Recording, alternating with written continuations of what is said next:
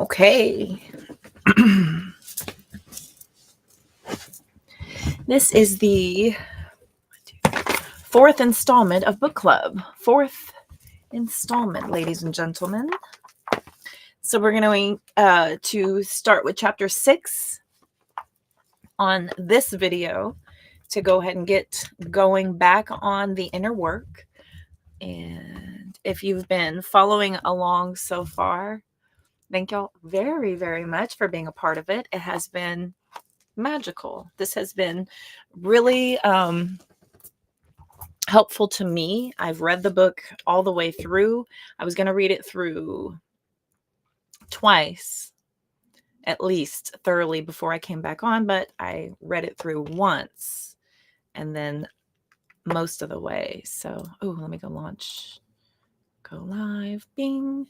Perfecto. All right, cool. Okay, so but it's a pretty common practice, and the fact that I've touched back into this book multiple times throughout the year that I've had it. I got it last November. I've been literally tearing through it. I just had to tape a whole bunch of pages back on, so let's see. So I'm going to peek in on my other. Oh gosh. Oop. Oh, louder. I can't hear how small you are. Your little engine. Why do people do that? Just FYI, those of you who have loud engines and like to rev them, it doesn't do what you think it does. Not for female. I mean, if you're doing it for other dudes, probably. Maybe it works for others. Not this one. Okay. And then we'll go here. And we'll go here. Here. Bing. Hi, Raina. I see you. All right. Hi. Good to see you. So I see you over on Instagram. Very cool. I'm also streaming on Facebook. So those of you coming in on Facebook, hello. And also on YouTube. Facebook, Instagram, and YouTube simultaneously. I'm going to give everybody a chance to come in. Again, we're going to be in chapter 6. So far, it has been really good. So I have to switch accounts. Go to here. Go to Bing. Got it. Hi, Lisa. I see you over on YouTube. Welcome. Okay, so YouTube, hello. Facebook, hello. Instagram, hello. All right, cool. Very good. I know, Raina, right? Yeah, I got this program that allows me to stream simultaneously, all 3 platforms, same time. So, book club. And offering it for free for the masses because, yeah, times are tough. And this is essential. This is an essential part of opening yourself up to the ability to manifest and to create abundance. It starts here, first and foremost. That vibration has got to be fixed before we can start creating the opportunity for the good things to come in, right? So it all starts here. So for those of you who want those answers to, love and money, step 1. And then step 2 is attraction. Universal law. I didn't make the rules. I'm just here to deliver the message. No, not on TikTok. Raina, TikTok is not about that life. I started to read over there and it was small. It was the same people who were going to come over and watch it on the other platforms. But TikTok has its own live studio and it does not play well with others. So TikTok is not integratable, but the others are because they offer a stream key. I think if I was going through the app, I could do it because I can go live through my app. So I'm not sure if that would be a workaround to the it says it would stream from TikTok with restrictions. So probably I couldn't have access to see the gifts, or there's a lot of integrating activity that happens on TikTok that does not happen on the other ones. There's gifts that they give, and it like they'll put filters on your face, which they do on the other ones, but the gifts are interactive, and like it's a screen that comes up, or it's an interchanging of that currency. Um, all that stuff's happening in real time, so it's different. Different for sure. Okay, so I'm gonna go out, come back in. Hi, Grace. Good to see you. Welcome. Thank you, Zen. So sweet. I got the last 43. He said tapping out my 43 stars. Oh, honey. Thank you. So sweet. You're here and ready. I love to see it.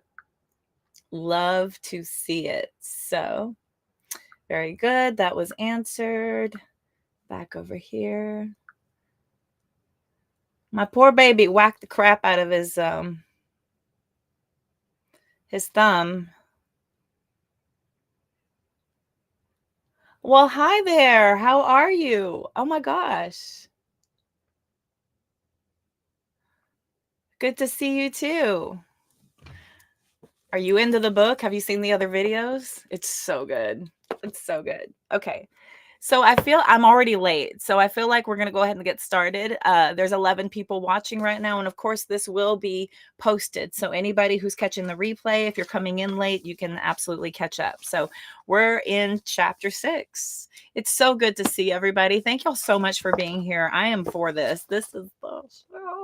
It's so good. This is all that crap that I talk aimlessly and endlessly about in all of my readings, right? You hear my words and my readings. What do I mean when I say raise your vibration, do your healing journey, having accountability for your actions? It all came from here. It all came from here. And I have a feeling with a lot more of the books that I will be reading, this will add expansion to the depth of what comes through as well. It's very helpful, very beneficial across the board, all the way. Okay, so chapter 6. Here we go, kids. Chapter 6, presence and awareness of the observer. Presence is a state of inner spaciousness. That's from Eckhart Tolle. Eckhart Tolle.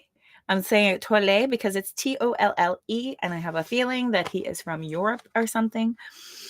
Okay. With a name like Eckhart. I thought that was sausages. Anyway, so the practice of watching the mind and its impersonal constant stream of character creates a sense of separation and disassociation from the commentary.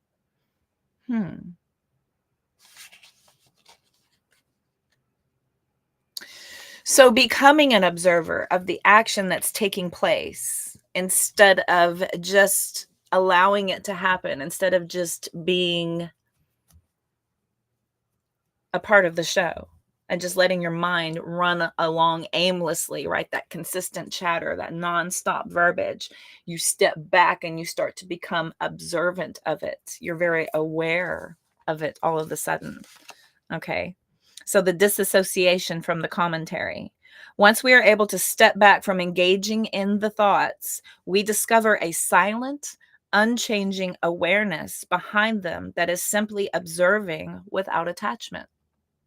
Because we are no longer on autopilot, believing and going along with the mind stories without question, we are finally able to choose for ourselves which theme of consciousness we indulge in. Without awareness, we will just go along with repeating our past cycles and keep blaming external circumstances. This thing is pissing me off. That thing makes me so mad. That thing, I can't do that. That makes me so sad, right? Just disassociating with the circumstances because of your autopilot reaction, your autopilot feeling responses. Oof. Awareness catches the mind red-handed in its attempt to project its issues outside of itself and takes accountability. This is an achievement of epic proportions. It's like waking up and realizing we're in a prison when, ironically, we thought we were free. While this may seem dismal at first, it's actually incredibly empowering. So long as we are unaware of our hypnotic imprisonment, we will happily go on being enslaved to our ego's biased perceptions of reality and the suffering they are causing us. I got to read this again. So long as we are unaware of our hypnotic imprisonment, we will happily go on being enslaved to our ego's biased perceptions of reality and suffering.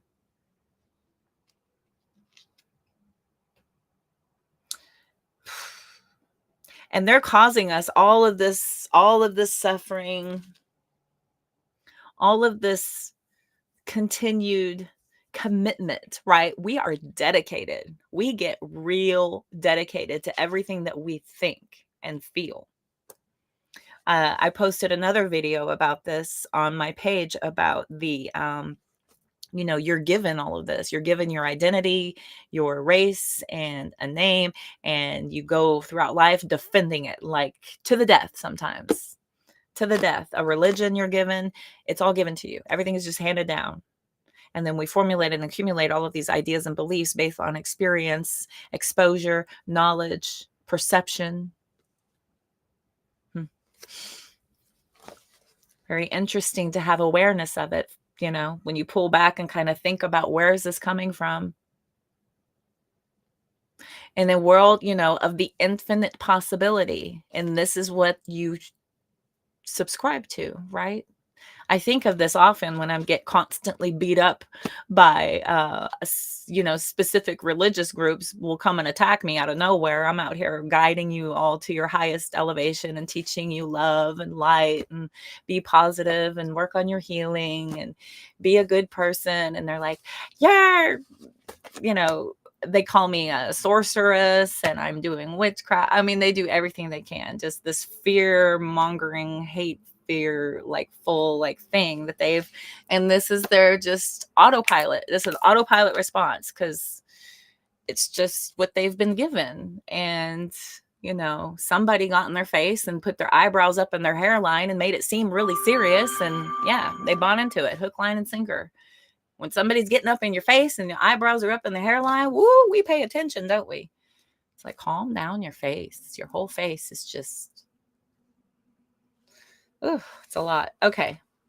People have no clue that they're in prison. They don't know that there's an ego. They don't know the distinction. That's from Leonard Jacobson. I'm going to bop around and look at your token. Oh, you're so cute. Look at how cute you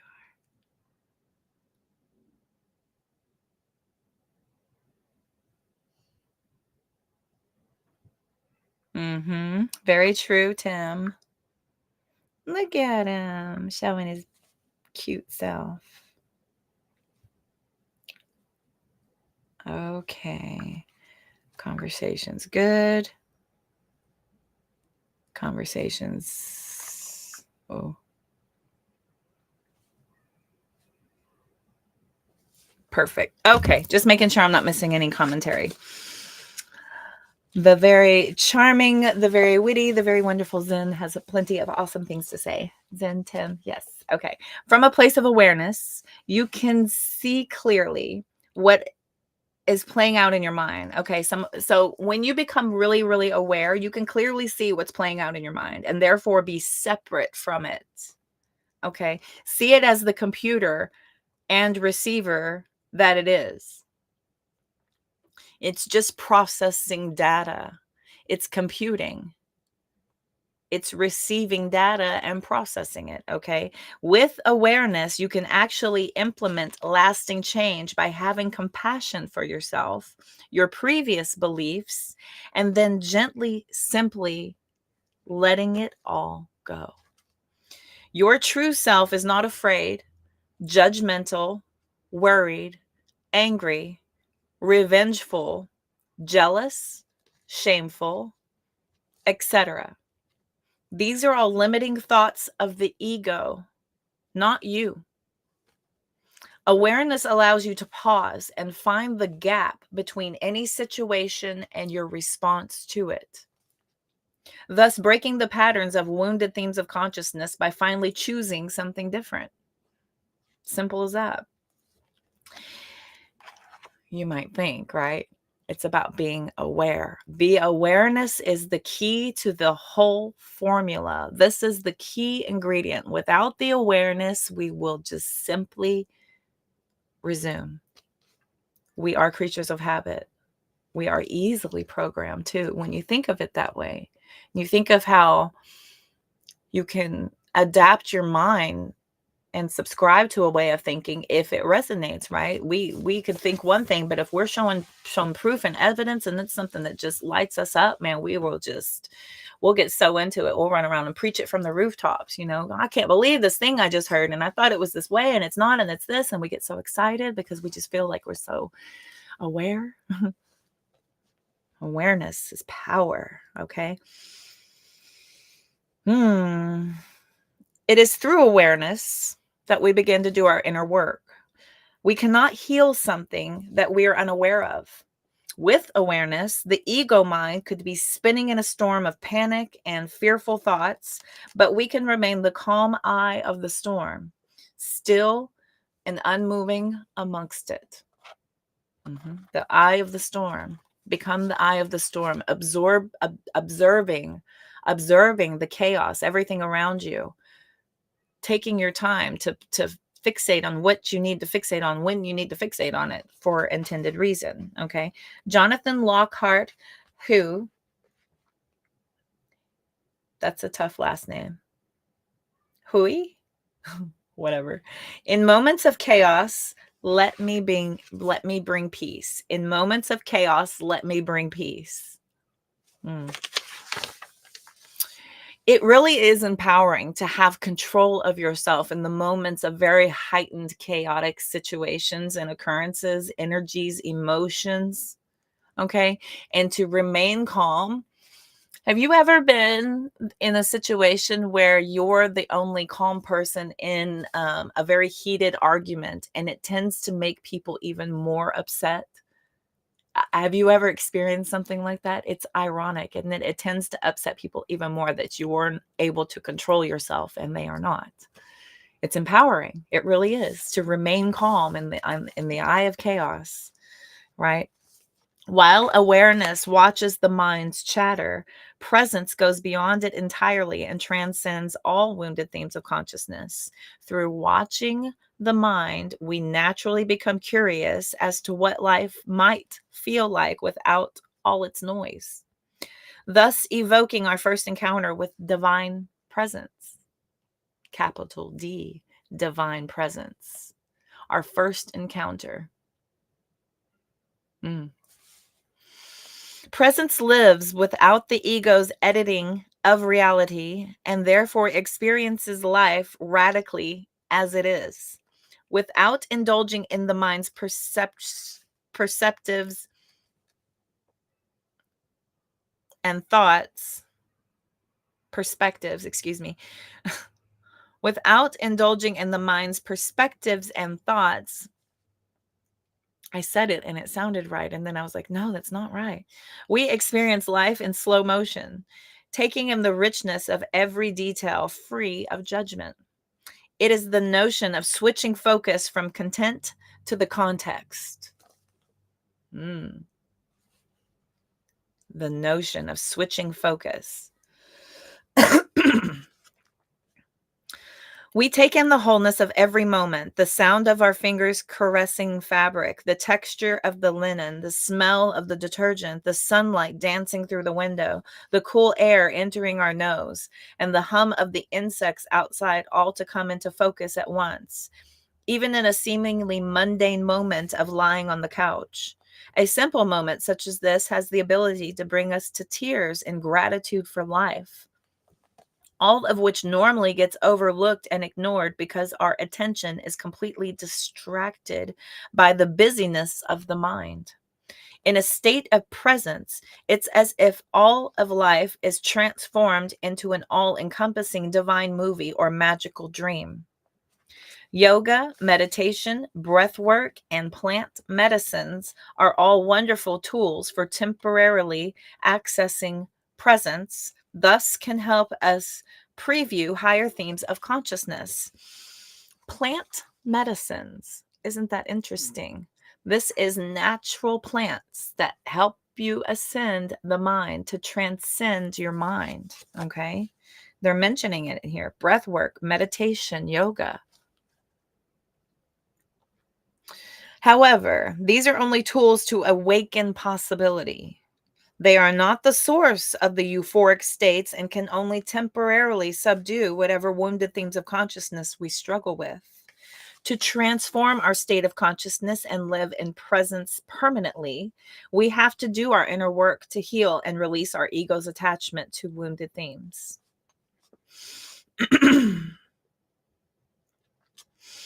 Vivekananda. Vivekananda. That's it. Vivekananda. Neither breathing nor physical yoga exercise are of any use until you have grasped the idea. In reality, I am nothing but a witness. Nothing can touch me from the outside.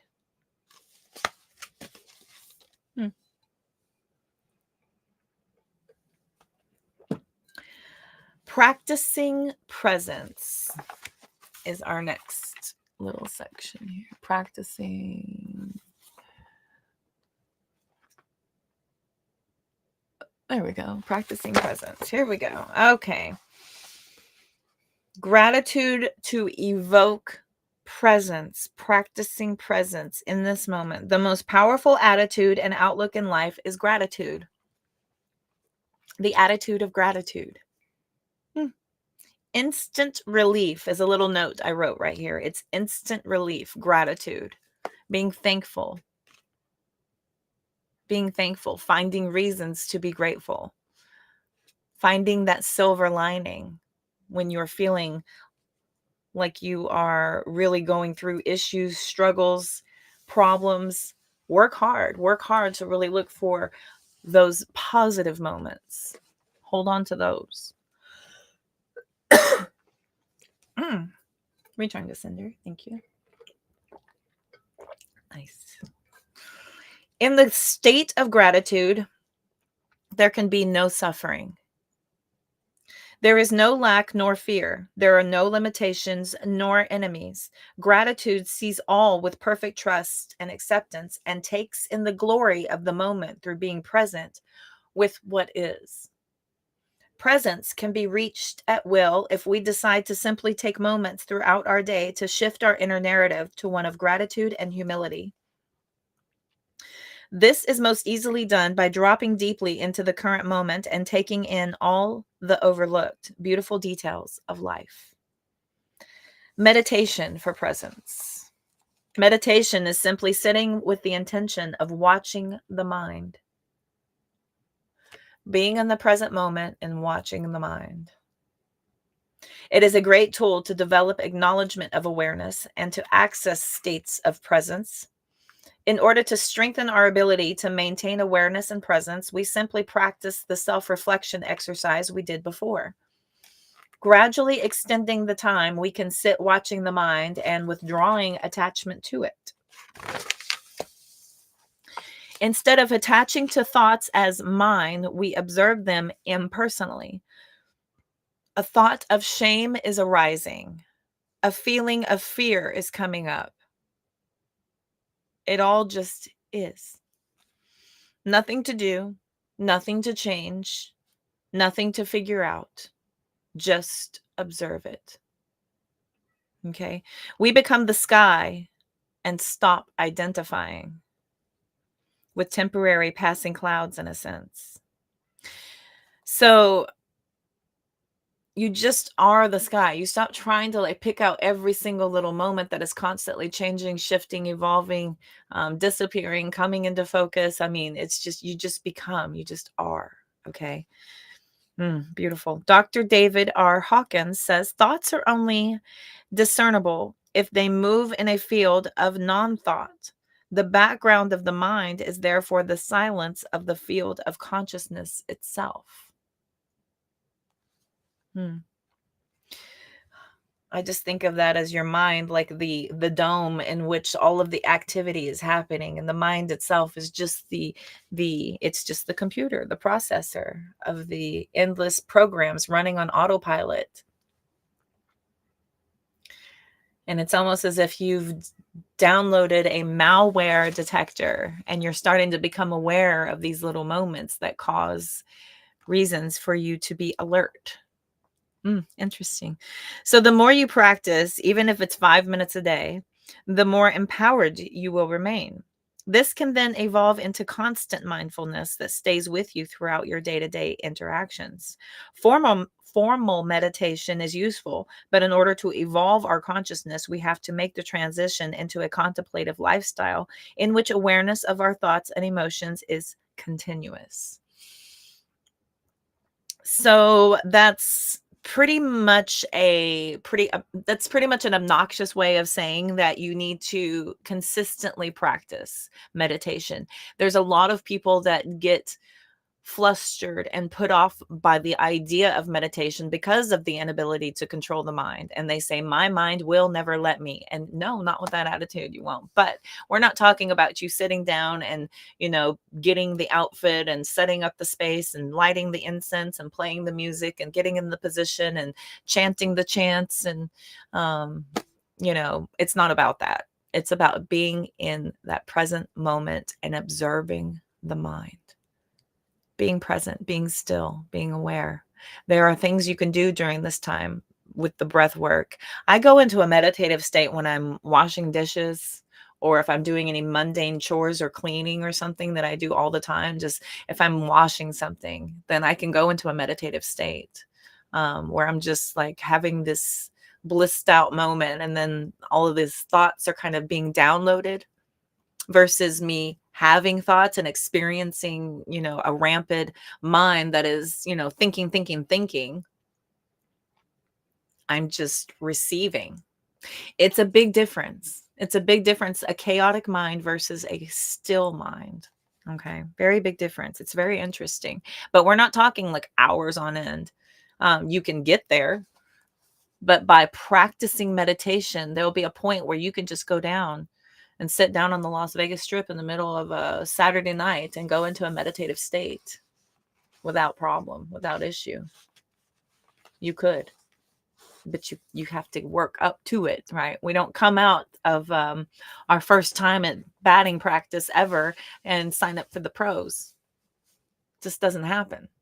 You don't go to the gym for a couple of hours and then come out as a bodybuilder. Doesn't happen. Okay.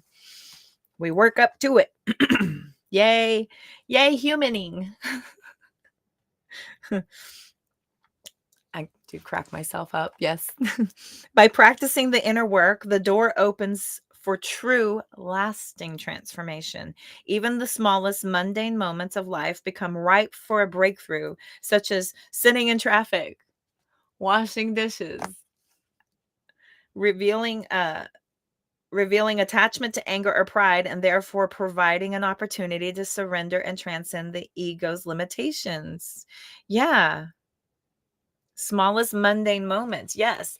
I become aware when I'm just having a conversation about how I will just go into this judgmental like state, which is it's a very interesting thing. I have one of my favorite little tarot readers that I used to go see in Dallas, and he was this sweet, lovely boy, and he was so he's just a sweet boy. And he's like, okay, so they want me to tell you that you're not judging people, you're just reading them. That's just a side note. And I was like, oh, thank God. I thought I was just I felt like I'm such a judgy ass. And he goes, no, they want me to let you know that you're just reading people. That's all. You're just picking up energy. And I was like, okay, because I caught myself doing this, and I do this, but it's negative. It is negative to sit around and cast judgment and have conversations about people who are not any impact in your life whatsoever. It's wasted time. And I caught myself because I'm aware. The former me would have spent my entire morning on it. And by detracting away, having the awareness, I redirected my mind to more productive conversation where we actually had a lovely conversation. It was nice. So, very nice. Okay. I'm running to all my different platforms. Eek. Get back here, you. Same. You're so funny, Deanna. Hi, Deanna. Okay. All righty. I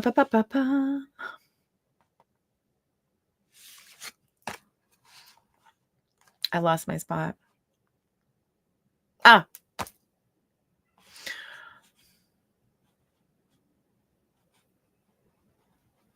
Yeah. Okay. Through awareness, we can consciously refrain from indulging in our habits of frustration and impatience and instead tap into presence, witnessing the beauty all around us. The sunset behind the mountains, the breeze through the window, the music playing on our radio, all of it comes into full focus as we realize that we even get the opportunity to drive a vehicle, right? This is that looking for the silver lining in the opportunity exists on the, that we even get to exist on this planet in a human body right here, right now. Thus, remembering our epic existence and affirming all that is beautiful, supportive, and good in our lives that our ego is overlooking. So, pulling yourself out of your moment that is a fleeting inconvenience, taking away its power by not focusing on it and instead taking in the beauty and focusing on gratitude, joy, optimism, all that crap I keep promoting like a broken record. So annoying, this one. Yes. But, my best teacher is repetition. There may be somebody new who has never heard me say this before. So, yeah, it is the absolute optimal place to be manifesting and creating from. Optimal, prime, optimal position is from a place of positivity, optimism, and gratitude. Just so you know. So, okay, here we go. Implications. Let me get a sip on this. Let me get some coffee. A Grogu shot. My coffee. All right. Ooh. Reclaiming presence is monumental in its implications, for it drastically shifts our perspective regarding our own life and others. As we practice, we experience how incredibly difficult it is to stay present and how much we have working against us as humans. The mind's chatter is incessant. Society's indoctrination is relentless. And the onslaught of overstimulating distractions make it almost effortless to become consumed into sensations and thoughts. Oh, yes. The mind's chatter is incessant. Society's indoctrination is very relentless. It's almost better these days to just kind of keep your opinion to yourself nowadays, unless you're ready to battle, unless you're ready to go toe to toe for voicing an opinion, right? It's wild. But the indoctrination is freaking relentless, and they will just conform. And if you don't, it comes with a mountain of shame, ridicule, all kinds of, it's wild to me. um, overstimulating distractions. Hello. Hello, social media. Hello, television. Hello, movies that have just continually over the years become more and more desensitizing, right? Don't you see it? The occurrence of the deeper and deeper opening us up to the desensitization of giving us imagery, ideas, the imaginative, possible things that, just it really creates oof, it creates a ton of obstacles in a very, very busy environment. Okay, very busy environment. Hmm. Sensations and thoughts, they just and they will just if you're to the untamed mind, woo, the untamed mind is rampant right now. That's obvious. You don't have to spend very long with anyone nowadays to see how the mind is untamed, and you can tell that some are um, way more off on their own than others. Some people do have kind of a little bit of a handle of their untamed mind, but it's loose. It's a loose hold. I trust and believe. Okay. Seeing this, we can drop all self judgment and accept ourselves and others on a level we never comprehended before.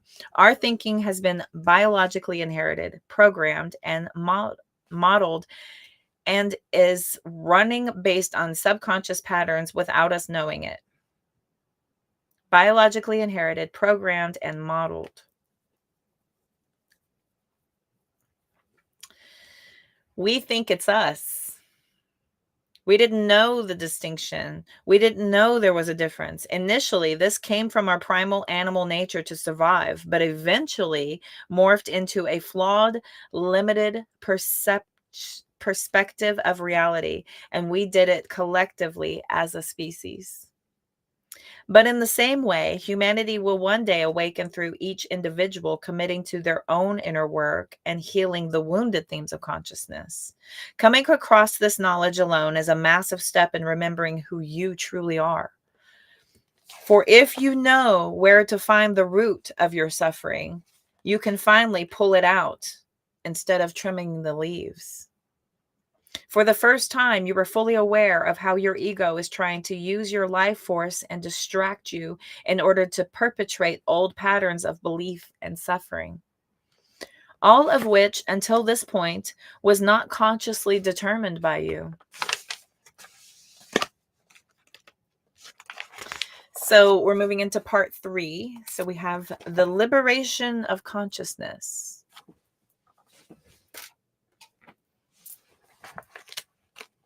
The camera gets going on the focus and it can't figure it out. That's pretty funny. It's like, womp, womp, womp. You don't watch TV anymore? Mm-mm.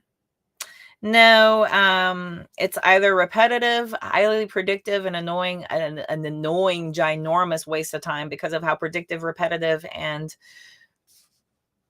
just not, it's not good. It's just not good. Anyway. But to each their own. I used to watch a hell of a lot of TV. Hell, the TV raised me. So, I mean, once I turned it off though, liberation, complete liberation of the mind. It was empowering. To take your power back like that is truly liberating.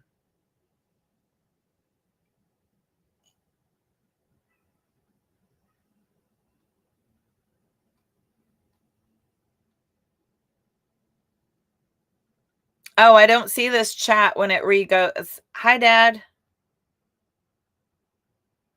Are you getting all those messages from my thanks, guys. Thunderblood is a former hair client of mine and a young gentleman. I used to cut his hair.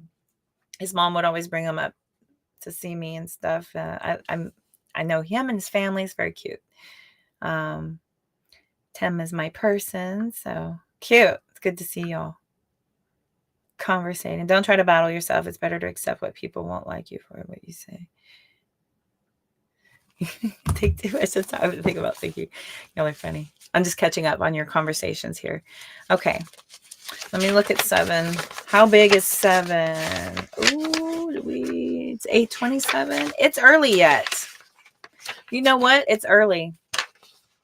This is 7. I think let's do it. It's not that bad. So let's go 7. So we're going to do overview of the theme of consciousness. So we're going to look at the overview real quick. So what are we getting ourselves into, shall we? So our good friend Eckhart Tolle, he's back. The awakening of consciousness is next evolutionary step for mankind. So the awakening of the consciousness is the next evolutionary step for mankind. You think about the evolvement of mankind, right? The depiction of scientific evolutionary states of the human body and the depths of leaps and bounds that we have come from and where we were, right? So the next obvious step in our evolutionary transcendence is awakening of consciousness. The last aspect of our human experience is to discuss before we get into. Okay, sorry. I'm out by some heavy woods. I was talking about this earlier, how I get a little bothered by the bugs that will just fly around me and come to me and just fly up my face. And I'm like, whoa, you have the whole world in a set of wings. Why this? And I was told it's because of your light that they're drawn to you and attracted to you. And then it took all my fine. I'll allow it, I guess, but I'm not happy with it. They could choose better. Okay. So the last aspect of our human experience to discuss before we get into the practice of the inner work is the themes of consciousness and their influence in our lives. While the mind is constantly fluttering and uncontrollably chatting about one thing to the next, our themes of consciousness can be more consistent and reliable place to work from if we learn to identify their patterns within our lives.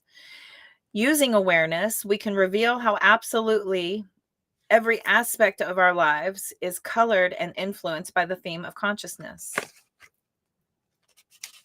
By the themes of consciousness. I'm sorry. I'm going to stay out of the chat. It gets my mind like blah. Okay. All right. Our good old table. My favorite. Oh, reliable. This thing has been eye-opening for me.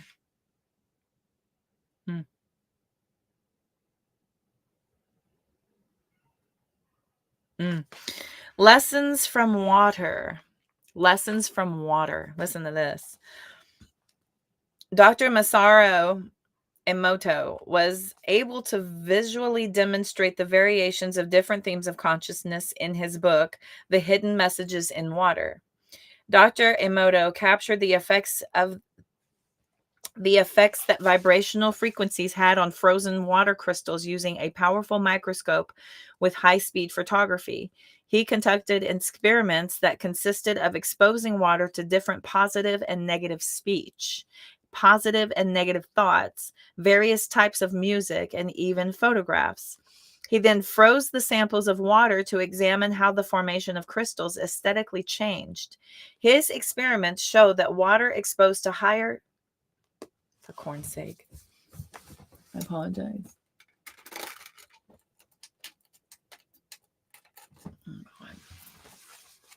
Sorry.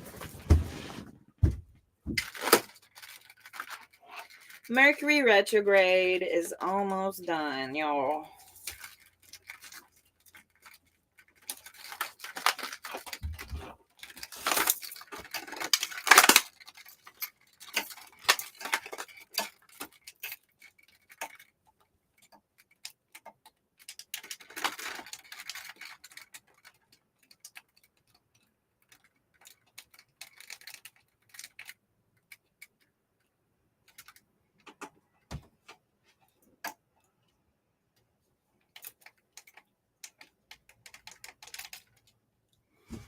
Okay, whatever. I have to use the rainbow light because the bright light won't work. Yay! Electronics. And me during Mercury retrograde. You can go back and check all the history. Terrible. Okay, so annoying.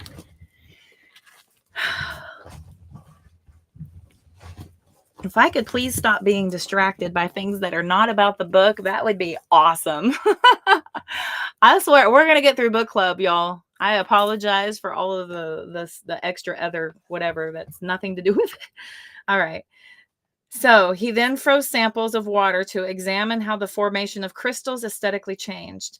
His experiments showed that water exposed to higher calibrating frequencies, such as love in the form of positive speech and pleasant music, generated uniquely beautiful symmetrical crystals, whereas the water exposed to negative frequencies, such as shame or anger, yielded unformed and asymmetrical crystals.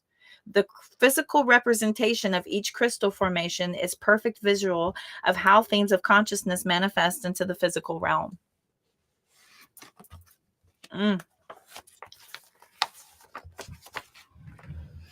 We have them here. This one is "You Fool." Right here it says "You Fool."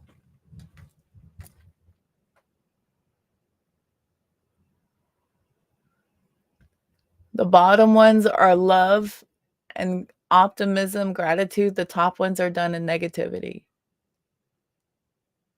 The top ones are negative, and the bottom ones, the top one was evil, you fool, and I can't read that.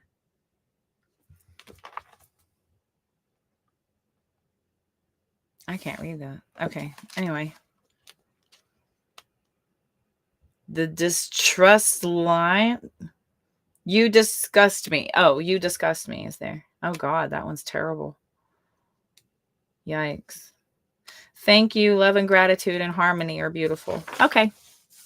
Interesting. That is fascinating. Woohoo. Y'all are funny.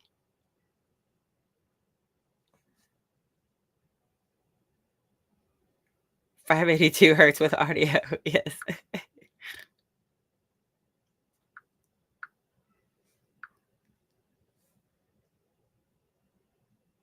Ha ha, you're funny. Grace, you're so funny. Okay. 10 minutes later, right? Okay. Similar to the crystals, a beautiful occupying, let's see. Similar to the crystals, a person occupying a wounded theme of consciousness, such as distrust, will create a life that looks and feels like distrust. They will experience thoughts of worry and doubt. Terror will surround them. Oh, I have experienced this so much where people will just fret and fret and fret. When I was doing the free yes and no's, there would be the same people in every single day asking the same question over and over and over and over and over again about the same person over and over and over again. Distrust, distrust, distrust, worry and doubt. Terror will surround them. They will experience feelings of paranoia and distrust. They will perceive enemies, whether physically or mentally. They will feel anxious around other people. Their choice of words will often be full of pessimism or panic. When they look at the world, they will see fearful concerns, instability, and jeopardy. Their body may manifest physical issues caused by chronic, unresolved fears. In the same way, a person whose theme of consciousness is calibrating in an enlightened frequency, such as love and inner peace, will, in turn, create a life that looks and feels like love and peace. They will experience thoughts that are compassionate and kind. Their bodies will usually radiate health and wellness. They will feel grateful for all the people and experiences in their life. Laughter and beauty will surround them. They will see the silver lining in every situation. Their choice of words will be full of intention and optimism, and they will look at the world. When they look at the world, they will see divine love and perfection. I'm working on it. I'm about 60%. Woo! Okay, example viewpoints from each theme of consciousness. To further demonstrate the varying themes of consciousness, let's look at how each theme might experience debt and credit. From rejection, extreme debt may be seen as proof of our cursed existence and worthlessness. Suicide may seem like the only way out. In judgment, we may obsess on our debts as demonstration for our stupidity and how wrong we are for having it, or projecting blame onto credit companies for how vile and wrong they are for enslaving us all. In overwhelm, our debt is completely paralyzing. We possibly give up on making payments as it seems pointless to even try. We feel there's no way out, and accruing interest will just keep us trapped forever. In loss, we might dwell on how much we are losing every day through interest. We might regret our purchases and overall feel our situation is sad and depressing. From the perspective of distrust, we may look at our debt with paranoia and scare ourselves with the worst case scenarios. What if I'm never able to pay this back? What if I lose everything? In inadequacy, we might see debt as an opportunity to chase our pleasures and are excited to spend the money we don't actually have yet so that we can get what we want now. In violation, we may view our debt with annoyance, frustration, or even rage at the accruement of interest, cursing aloud each time we receive an unexpected bill, which feels violating. Insecurity will either be overly obsessed with its credit score and its smartest and best use of credit, or it will use debt to inflate its appearances through expensive or impressive purchases, but in reality, be hiding incredible amounts of insecurity and debt accumulation. In the theme of accountability, debt is finally seen with the integrity of honor. We commit to paying back our debts by courageously doing what must be done to repay, even if it takes a lifetime. In ease, debt is seen impartially and is what it is. We feel whatever happens, we'll be okay with. Thus, even if we have debt, it doesn't really affect our day-to-day life. In self motivation, debt is seen as an amazing opportunity to launch business ventures, investments, and is seen as an ally in achieving our goals and ambitions. Acceptance sees credit and loans as a useful part of our lives.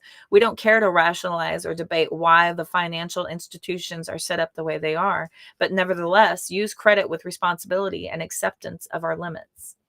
From understanding, credit and debt is seen as a fascinating creation of the financial world that, if used wisely, can actually benefit us if we know how to leverage it with cleverness.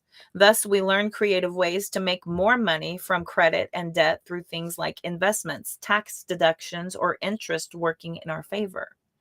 Finally, from the perspective of love and inner peace, credit is viewed with gratitude for the help we are being offered in our moment of need. We see that the Creator is giving us a gift for something that we need right now in order to advance our lives to another level of growth and evolution. We have faith that we will be provided a way to pay back the principal and interest with ease. All we are required to do is put forth our best effort. God will provide the how. In peace and love, we believe everything is working out for our benefit, and so use credit and debt wisely. True freedom and lasting happiness represents the transcendence of the physical reality where nothing in the external world could ever affect our internal world. Thus, everything is seen as a holographic projection of consciousness and is just to be experienced and not attached to. We wear any debt or positive credit like a loose garment, not letting it ever affect our internal state. Nothing of this world actually defines us. The world becomes a divine reality of creation for us to enjoy with a heart of love and goodness. I was talking about this earlier as well because I have a lot of my collective is ascending and doing that healing journey and enlightening themselves, and quite possibly even, you know, moving towards a more probably esoterically guided way of life, doing that that true that true work. Both of these girls were doing some really heavy higher self work, and it was beautiful. It was so amazing to see that. um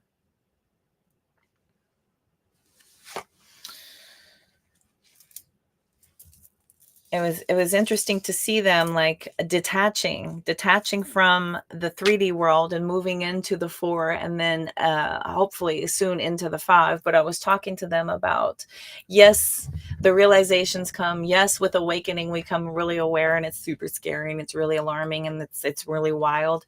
The journey is crazy, crazy out there. But we still have to find a way to meld into the 3D world as well. Like, we still did come to this planet. So while doing that, to align and to also simultaneously parallel exist in the world while still ascending to a higher level. Woo! It's a whole different ball game. Life was challenging before, then it becomes a different set of challenges. It's very interesting, but it's about that simultaneous alignment, because this world is we can't really attach to too much of this world.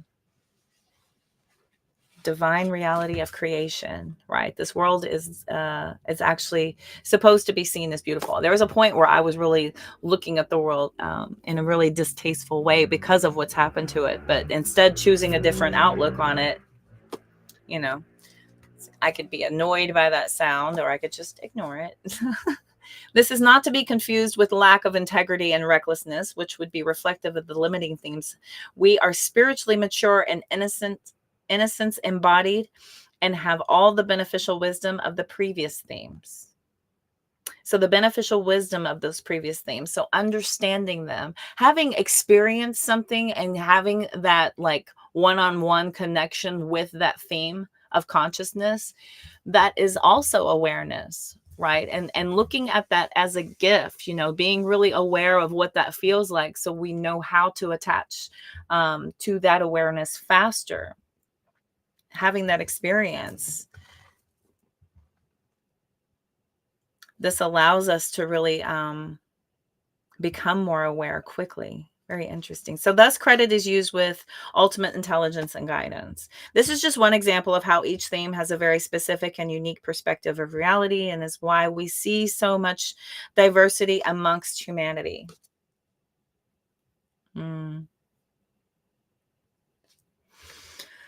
We all could be experiencing the exact same situation or circumstance, but based on our current theme of consciousness, we will interpret and thus respond completely different to it.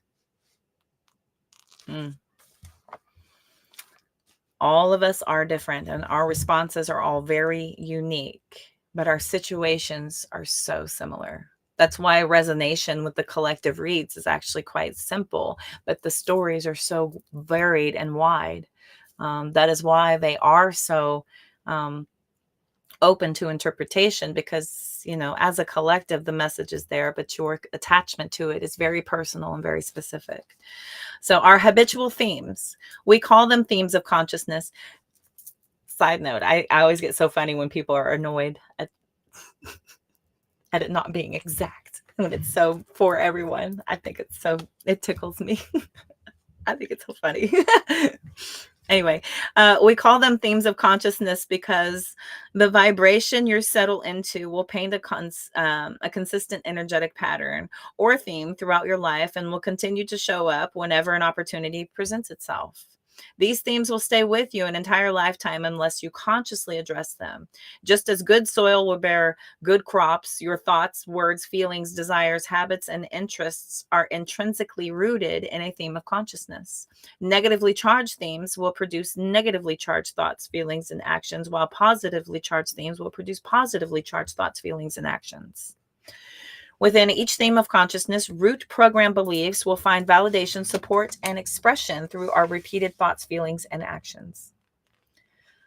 This then creates a neuroprogram that we begin operating on subconsciously. Each one of these are each individual neuroprograms, each supporting their own belief and wholeheartedly backing them up, even searching and looking for reasons to attach to them as well. which gets into a whole nother realm of that placebo effect, right? Whew, okay. Hence the term autopilot. All of this makes up our subjective experience of reality. If we are not aware of this process, we will naturally think the problems of our life are coming from out there, when in reality, it's all coming from our internal theme. So we have another little picture here. Pictures, I love them. Here you go, kids. Thoughts, feelings, and actions are all up in the leaves, right? That's the results of your root program beliefs. And down there in the soil where your roots are sitting is your theme of consciousness. That's the soil. And your root program belief is the fuel to all of your thoughts, feelings, and actions. So examples of this. Your thought, I'm right about this and they are wrong. You're feeling prideful. Your action is argumentative. Root program belief, I believe I am superior and others are inferior. Theme of consciousness is insecurity. So there's a thought, I want him. I want to get his attention. Feeling, craving. Action, seduction. Root program belief, I believe when I am wanted, I am loved. Theme of consciousness, inadequacy. Thought, I look stupid. They are probably laughing at me. Feeling, humiliation. Action, repress and hide. Root program belief, I am unlovable. Theme of consciousness is rejection. Thought, my life will never be as good again. Life is so tragic. Feeling, sadness. Action, sulk. Root program belief, I lose everything I love. Theme of consciousness, loss. Thought, I will get revenge. I'll show them. Feeling, aggression. Action, attack or demean. Root program belief, I expect to get what I want. Theme of consciousness, violation.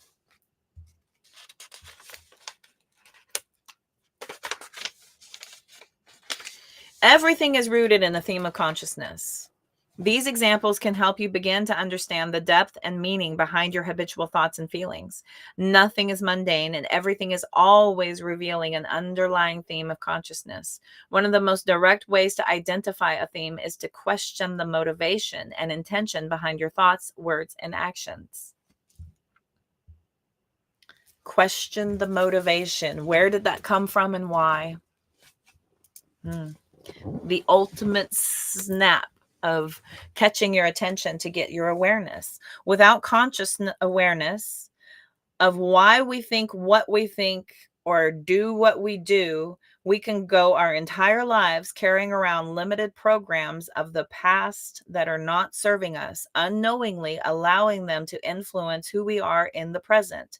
And these inherited themes will ripple into multiple aspects of our lives. For example, in the wound of insecurity, not only will we experience arrogant thoughts and have feelings of superiority and pridefulness, but we will most likely be attracted to art, movies, and music that promote egotism.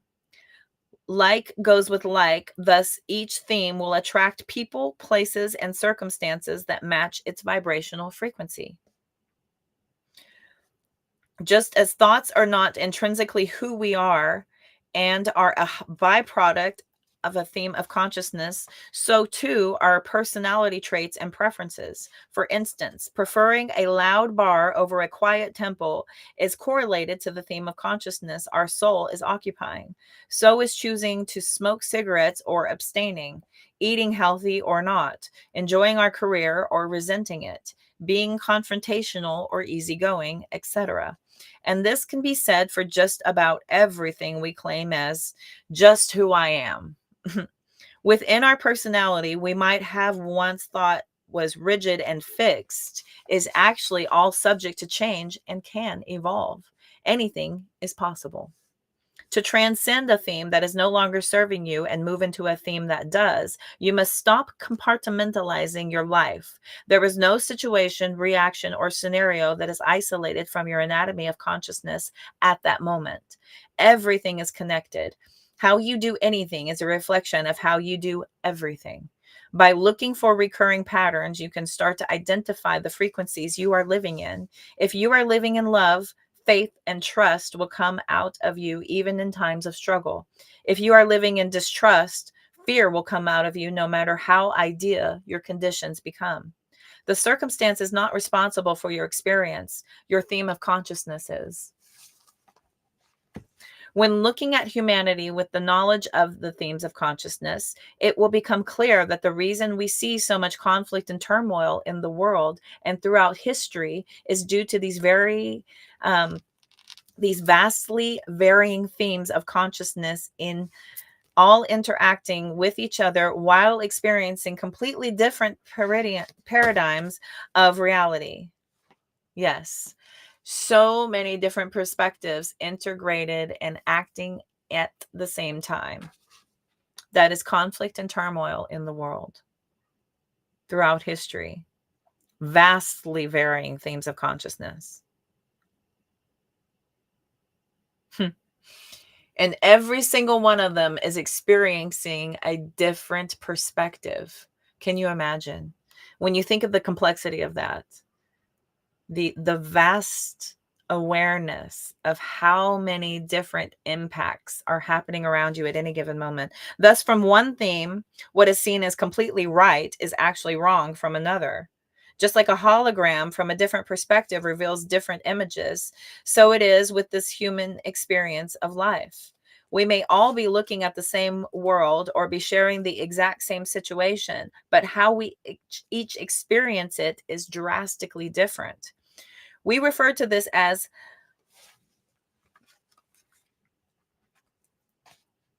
the paradigm blindness. So we refer to this as paradigm blindness. As much as we like to think there is a fixed objective world that is separate from us, in truth, objectivity is in the eye of the beholder. This has now been confirmed through discoveries in a quantum physics, i.e., the collapse of the wave function. Anything that is outside the boundaries of our familiar spectrum of consciousness will trigger the ego to respond with confusion or defensiveness. For example, to someone with wounds of violation or insecurity, a concept such as surrender will seem foolish and incomprehensible. Likewise, to those struggling with judgment and forgiveness of self and others is really hard to do and feels almost unacceptable, implausible, or even impossible. Therefore, our anatomy of consciousness sets up not only the possibility for our life, but also our limitations. Behind every action is a motivation that is rooted in the theme of consciousness. True freedom and lasting happiness can never be realized in gratifying the ego mind's demands to adhere to its limiting programs. Inner peace can only be experienced outside the confines of the programmed mind. While the themes of consciousness completely color our perception of reality, it is important to realize that all options are technically always available to us. We can view the hologram from whichever vantage point we wish. Just know that each view or theme is very different in its degree of freedom and happiness. So the question then becomes, which ones are most enjoyable? In order to move out of a deeply rooted theme of consciousness, you will need to live the practice of inner work. In every single moment, you have a choice to either stay obedient to an old program or break free of it and choose a new. So Byron Katie says, people try so hard to let go of their negative behaviors and thoughts, and it doesn't work. Or it works, but only for a short time. I didn't let go of my negative thoughts. I questioned them, and then they let go of me. So it's not about letting go of your negative thoughts. It's about questioning why you feel that way. Where did it come from? And then the negative thought escapes and it leaves. It leaves, it goes away. It doesn't have a reason to be there anymore. Overcoming negativity. When we become self aware, we can honestly examine and question our ego's patterns from a place of non attachment. What, what we may discover is that actually enjoys its negative beliefs. Ooh. So our ego's patterns from a place of non-attachment, what we may discover is that it actually enjoys its negative beliefs. So our ego enjoys negative belief. Our ego does. As strange as it may seem, our ego has convinced us there is payoff from maintaining negativity and dissatisfaction with life. There is a false sense of power, security, and control in being able to resist life and be negative. It's also the easiest thing to do. Being negative is the easiest thing to do. The lowest hanging fruit there is. It's easy to complain. It's a worthy challenge to be consistently grateful. It's easy to be unhappy. It takes courage to see the perfection of everything as it is. It requires great discipline and faith to maintain a positive attitude in the face of hardship. It takes true power to overcome the negativity of our own ego and others, and awaken to being happy, fulfilled, and compassionate. If you, let's see, you are capable of rising to this challenge. In fact, it is your destiny, or else you wouldn't even be here now. Our misery has actually just been a reflection of the ego's narcissism and demonstration that it would rather complain, throw tantrums, and kick and scream about our life instead of doing anything to change its perspective. In a delusional way, our ego convinces us that being miserable and depressed is secretly empowering. It subconsciously believes if I can't control my life, at least I can control my resistance to it. Thus, the ego makes things even more difficult than they need to be. From a different theme of consciousness, under the exact same hardships, it's possible to maintain optimism and be loving despite the situation, thereby demonstrating true power. It is important to note that the themes below accountability rely on force, whereas the themes from accountability and upward rely on the power of love. Force resists life. True power affirms it. For example, in the wound of rejection, the ego will look for any situation to validate how worthless it is. See, I told you this would happen. Nothing ever works out for me. Pathetic. I'm so unlucky and worthless. Judgment might complain. God must be punishing me. I probably deserve this. This is what I get. Everything is against me. It's their fault. Or perhaps the wound of inadequacy thinks, no matter how hard I work, I never seem to get ahead. The more I want things, the more life shows me I can't have it. The ego actually believes its suffering is proving a point, but the only point it's proving is how confused it is. If not careful, the ego can actually become enthusiastic about proving how awful life is, which is a fascinating discovery. Notice that people often gather to complain and share their stories of hardship and loss, almost as if a competition of whose is worse. The age really is the adage. The adage really is true that misery loves company. And when we want to find peace in life, we have to step back and start questioning our ego's perspectives and agendas. Bob Proctor says, if you must doubt something, doubt your limits.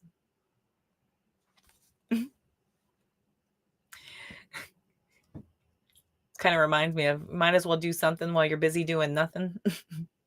If you must doubt something, doubt your limits. It's kind of funny. The possibility of change. This flirtation with suffering and the darkness is to be expected and does not make us sick or twisted, simply naive. We are all inherited limited human we all inherited a limited human ego that is attached to familiarity, regardless of its beneficial use for us or not. Because our mental stories have become so familiar to us, our brain actually becomes accustomed to the emotions and chemicals those particular types of thoughts produce. For example, fearful or aggressive thoughts release adrenaline. Worrisome and stressful thoughts produce cortisol, another very powerful hormone. Over time, our bodies and brains start to crave and expect these chemicals on a regular basis. People become addicted. That's why they say negativity scientifically is proven to be addictive because of the release of adrenaline and cortisol. In some extreme cases, we can become literally addicted to our stress, our suffering, or to our victimization. Understand it will take time and consistent practice of inner work to rewire the brain's neurochemistry. Be patient, kind, and compassionate with yourself. Over time, the old needs and negative energy cravings of the brain and body will subside. And eventually, instead of craving stress hormones from worry and doubt, your body and brain will want to enjoy the endorphins that come with gratitude. To trust in goodness and have faith and hope in a brighter future elicits its own spiritual, mental, and physical rewards simply by indulging in such energies of optimism. Chris Prentice says, the more you engage in any type of emotion or behavior, the greater your desire for it will become. Almost done, kids. If true happiness and inner peace are rare, it's not because it isn't available, but rather because few have chosen it. Happiness and inner peace are hallmarks of your natural state. They are who you truly are. The ego is just blocking you from realizing it and has convinced you that you can't have them or that they are only found somewhere other than right now. The truth is always simple. The ultimate choice is always present in every moment. All themes of consciousness can be transmuted and healed. No one is exempt. All of us are forgiven in the moment of sincere acknowledgement. All are loved no matter what. No one is forsaken. Nothing is off limits. And if you want to truly be happy, you can do this. Everyone can be happy and fulfilled. Everyone. True freedom and lasting happiness are just a continuous lifestyle choice that transcends the wounded themes of consciousness. There's nothing more to it. We don't have to make it more complicated. It's not something that is earned from accomplishing rare, challenging things. Nothing needs to be earned or gained, only remembered through surrendering resistance to the truth. The truth is that you are loved beyond possible comprehension and have equal access to true freedom and lasting happiness. You have to let go and stop listening to all of the reasons your ego uses to convince you that you aren't worthy and can't have it. Nice. So we will be starting chapter 8 on Monday. Practicing the inner work. So if y'all want to reread, make some notes, anything like that, y'all can go back through, rewatch everything, kind of lock it in. That was awesome. I freaking love this book, y'all. Dude, this book is so good. So good. Where is everybody? Where is everybody? We're not supposed to attach ourselves to it. Yes. Is someplace be evil than good? I-35. Yeah, for real. Yeah, 35 is no joke. 635, 35, but terrible. Discussing highways in Dallas.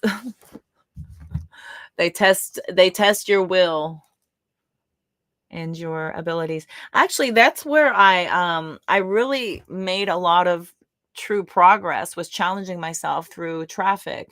And instead of responding how I responded my entire life, I chose to make up a stupid song and sing it at them and continue the song throughout my journey and try to make myself laugh. And the whole thing had zero impact on me, except it was funny. I turned it into something funny and cute. And I was sitting there making up lyrics and singing a song at them. And it's my cornball goofy thing. I know. Y'all know, I love 80s movies. So of course I'm corny AF. But yeah, that's how I do. I'll just sit there and make up my own lyrics and song at this, inconsiderate driver who may have the day they deserve, and I go on and on and on and on and on and on. It's almost like a spell. I'm singing a spell at them, and it's funny to me, and I turn the whole thing around. Now that I drive the rig, I can't go fast and I can't engage and and it's a battle of size now, and I'm just like, hey, you know what, you want to get squished, try me. Oh, Anyway, yeah, the road is an excellent, excellent source to start to practice and be aware. That is an excellent place where we lose our freaking minds. There's something that happens when we get into a vehicle and ignite the engine. Something happens with everybody's brains. We turn into this entitled, um, uh, like really perfect person, and everybody else around us becomes morons and idiots. I mean, even more so because we're all behind the death machines. But yeah, that's an excellent test. Excellent test. Definitely. Okay, kids. Looking around. Cool. All right, my babes. You love 80s movies? I freaking love 80s movies. You were showing a friend yesterday? Oh, cool. Very good. Yeah, it's such a good movie. Oh,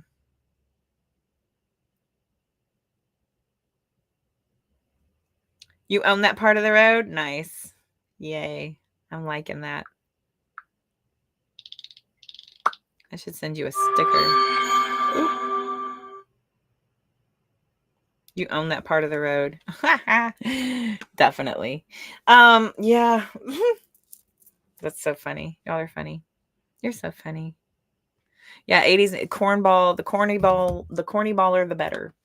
The cornier, the better. Some of my favorite movies are The Legend of Billie Jean. Made to Order is such a good like cornball one. Short Circuit, so good. Just dorky, just awful movies. Desperately Seeking Susan. Who's That Girl? Terrible movie. God, these are awful, but I love them. They're not popular at all. They're not popular at all, but they're freaking corny. But they're 80s and they're my favorite. They're so innocent. Everything is fresh and new. Anyway, all right, kids.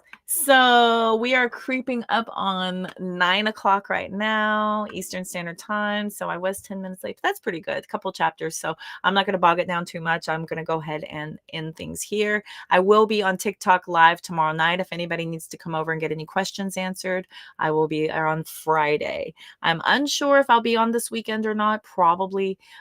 We shall see. We shall see. It remains to be seen. Unsure. So, but anyway, happy reading. That was fun. I'm loving this. I'm loving this so much. This book is so damn good. And I'm so happy to share it with everybody. And now I have a reference point where I can send everybody back and be like, you need to go watch some videos. I've read the book, suffer through my commentary, and you'll get it in. Suffering through the commentary will help with everything. Awesome. Oh my God, I just found the chat. Holy shit. Oh my God. Y'all talk to me right now. I just found the chat. Ferris Bueller's Day Off. I just found chat on my freaking love this program, dude. This is the best money I've ever spent for my company so far, dude. This is so good. You're welcome. Oh my God. Then I'm freaking professional. Holy crap. I just found the chat button. I don't have to be on my phone anymore. I could just look right here, right up here. This is going to be so good. Y'all don't even know. I'm going to start doing collectives for all three of these simultaneously. YouTube, Instagram, Facebook. I'm going to be on for all three at the same time. I can do massive collectives. I can take your paid reads and we'll do them across the board. It's going to be so freaking fire. And TikTok has to be separate. It's its own animal anyway. And I feel like the people that hang out on Facebook and YouTube and Instagram want nothing to do with TikTok. I've unfortunately had to drag Zen over there. Yeah. I'm so out of all this technology. I'm telling you, I saw a button that said chat and it had all this stuff that said new. And I was like, what? Oh my God. And I can make notes. Is this? Hang on. Do y'all hear music?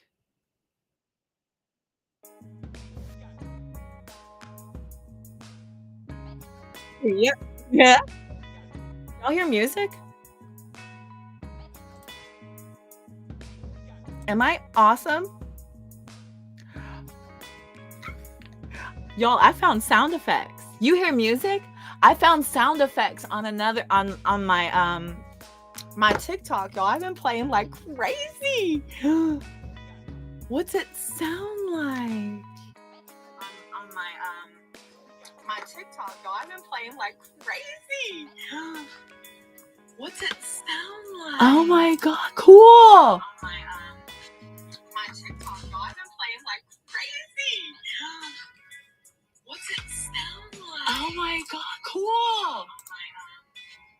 Wow. That's freaking awesome. Oh my god, cool. What's R&B? Wow. That's freaking awesome.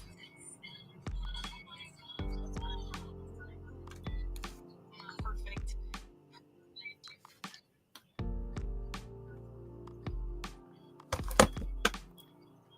I am so freaking excited. Y'all prepare for next level annoyance. I am about to just, I'm going to be all over your feed. Easy listening guitar. Baby. This is so exciting. I'm going to be so annoyingly all over this thing. Prepare for this face a lot. So freaking good. Some easy listening guitar. Hey. Dude, this is so good. I can see the chat on my screen. I don't have to look at my phone. I just need some speakers. So good. I'm so excited. Okay. Anyway, thank y'all. We're good. I feel good about it. I'm holy crap, this is so awesome. I'm so freaking excited. It kind of makes me want to go live again. I'm so excited. So tomorrow I will definitely be on. I've gotten still up to Capricorn on my YouTube videos. So all that stuff is happening. Got some posting happening.